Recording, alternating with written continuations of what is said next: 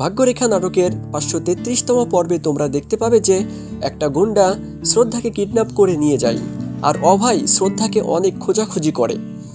গুন্ডাটি অভয়কে দেখতে পেয়ে শ্রদ্ধার মুখ চেপে ধরে আর শ্রদ্ধা কথা বলতে পারে না।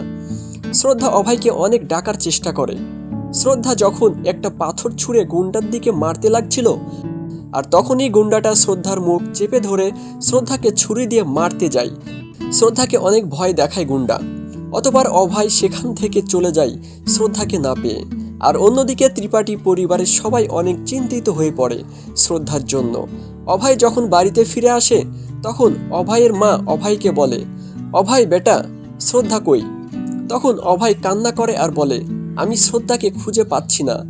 অভয়ের মা এবং ঋতু পিসিও অনেক কান্না করছিল শ্রদ্ধার জন্য।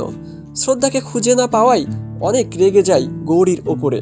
অভয় গৌরীকে মনে মনে সন্দেহ করে।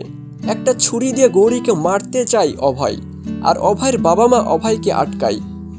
অভয় বলে, গৌরী, তুমি আমার শ্রদ্ধাকে কোথায় রেখেছো বলো। তখন গৌরী অভয়কে বলে, আমি তোমাকে বলতে পারি অভয়, শ্রদ্ধা কোথায় আছে, কিন্তু আমাকে তোমার বিয়ে করতে হবে। তখন বিপদে পড়ে যায় অভয়।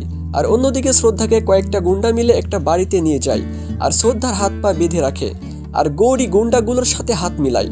তাহলে কি এবার বাধ্য হয়ে অভয় গৌরীকে বিয়ে করবে? সেটা তোমরা জানতে পারবে আগামী 534তম পর্বে। তো বন্ধুরা, ততক্ষণে তোমরা আমাদের এই চ্যানেলের সাথেই থেকো। আর তোমরা যদি এখনো আমাদের চ্যানেলটিকে সাবস্ক্রাইব করে না থাকো তাহলে অবশ্যই চ্যানেলটিকে সাবস্ক্রাইব করো। ভালো থেকো, সুস্থ থেকো, ধন্যবাদ।